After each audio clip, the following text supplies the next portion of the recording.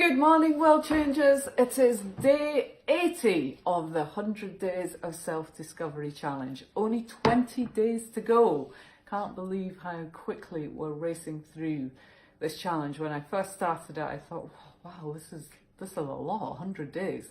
But I don't know about you, I am certainly loving it. I think it's a great challenge to do. I think to ask ourselves thought-provoking questions each and every day is something that we all need to do because, well, it just gets the brain thinking, gets the grey matter thinking. But as the challenge suggests, it's a self-discovery challenge and we get to know ourselves better. And when we understand ourselves better, we show up better. And that means we have better relationships, we perform better in our work and our personal life. You know, we just live healthier and happier because we know what is true for us. So, and we can live by those values. So today's question is very much in keeping with that, and it's a very intriguing question, and it might be one that you want to ponder on for the rest for the day. It might not come up with an immediate answer, but it's definitely a good one to ask. So first of all, get your journal out, write this question down. So the question is, what is something that is true for you no matter what? So again, what is something that is true for you no matter what? Now, it's an interesting one because you can look at this in several ways. However, this is about identifying a particular belief system that you hold. Now, the idea is that it's a belief system that empowers you, that lifts you up, that inspires you, serves the world, makes a difference to your life, it improves your life, your health, your happiness. And if it's not a belief system that's doing any of those things, then it's really about looking at that and ditching it as soon as possible. So just to help you with your review, think about why you hold this belief. So, for example, we're going to be in the life coaching group this week. We're discussing the topic of the need to be right. Now, if it's very much looking at why this, you know, we've all been there, we've been having an argument with somebody, and you know, you get to the point you don't even know what you're arguing about anymore, or you realise somewhere in the middle of the argument you're wrong, and you're like, oh, damn it. But are you going to give in? No way. You will argue to the absolute end to prove that you are right, because it's important to be right. That's just our ego and our pride getting in the way, and you know, our frontal lobe has shut down and we're unable to think straight, and we're like, damn it, I can't give in. That is something, a belief system, a truth that is not serving you. And the best thing you can do in that situation is just hold your hands up and go, I'm wrong. I got it wrong. I apologize. It will completely diffuse the situation. It will end it. And then you can have a normal, rational conversation about it, and then, you know, go back to living with health and happiness. So think about when you've identified a truth that you hold dear and it's important to you, think about how it serves you.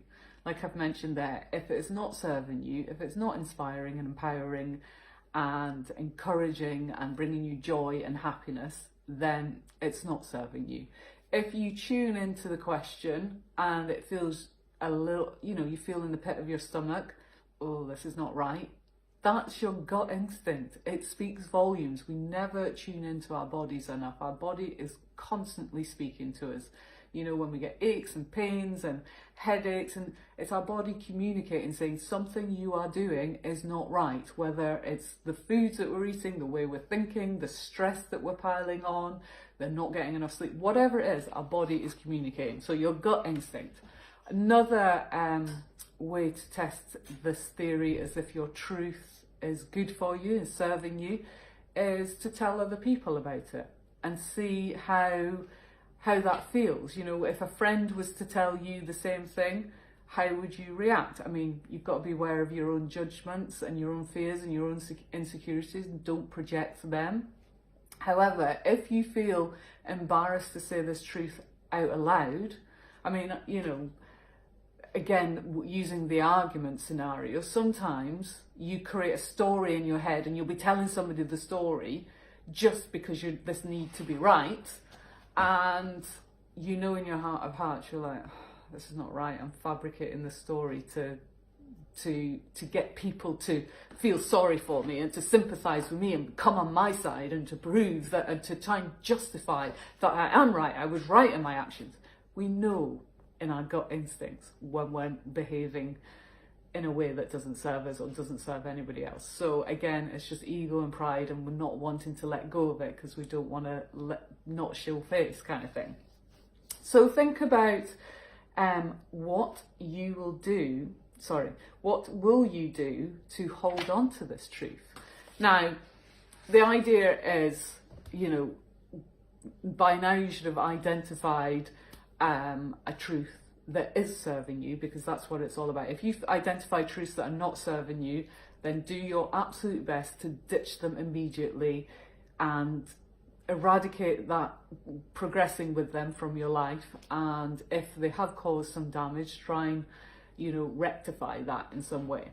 However, let's focus on the truths that you hold dearly, that are serving you, that do bring you empowerment, inspiration, joy, health and happiness.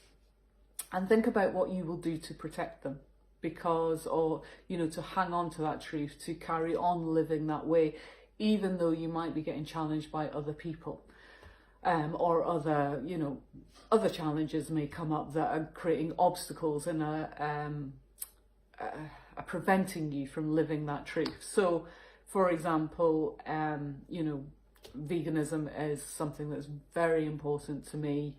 It's, I realised I was not living to my core values. I said I was a massive animal lover, but yet I would, eat some, wear leather of the others, and, but yet invite animals, cats and dogs into my home and, treat them differently, when I feel all animals, feel pain and they think the same, they all have feelings, they all sense fear and all the rest of it. So it's like, okay, where has my belief system came from? It came from absolute conditioning. That's what we always did. I was brought up on a farm, never ever questioned it until I started doing personal development, started, really questioning what my core values are. And, I started living, I went through a transition period because I didn't want to go vegan initially. I was just like horrified at the idea of going vegan. I just thought, oh my God, what are my friends going to say when they hear I'm going vegan? However, the more I lived in alignment with my truth, the more easier life got, the more people understood and respected me. And that is what life's all about. If you live by your truth, it is so much easier than trying to people please or by living by somebody else's truth, because you have solid foundations. You know what you're about, you know what you stand for, and life is just clear. It just has more clarity. And now, I'm not saying you don't have obstacles, you don't get challenged, you don't have people questioning your belief system, but if you know in your gut, in your core values, that it's absolutely true for you, then life is just simpler. You know what you need to do to hang on to those truths. So have a think about what you are currently doing if what your belief system is. Are your actions in alignment with that belief system? Are your daily actions, thoughts, things that you do, is it in keeping with that? And, if it's not, what tweaks, what changes can you make to make sure that it is, and live life better with happiness, health and joy. So that's today's check-in. I look forward to your reflections. You can, as always, share your comments below this video. You can record a video like this. You can take a photograph of your journal entry, or you can join our Change Your World personal development group, which is completely free to join, and it's private if you don't feel comfortable sharing this online. But whatever you do, make sure that you write this in your journal, really get to the nub of this answer and get to know yourself a little bit more, because once you uncover this and discover this about yourself, you will have total clarity on your life. And think about other belief systems that you might hold. You know, you can unpick them one at a time and just make sure that you're living in alignment with your truth. And I remember reading a quote that said, life is a test and we only pass it when we're true to ourselves. So you can take that, tuck it in your pocket, and double check if you are living true to yourself. Take care, and I will see you tomorrow. All right, bye.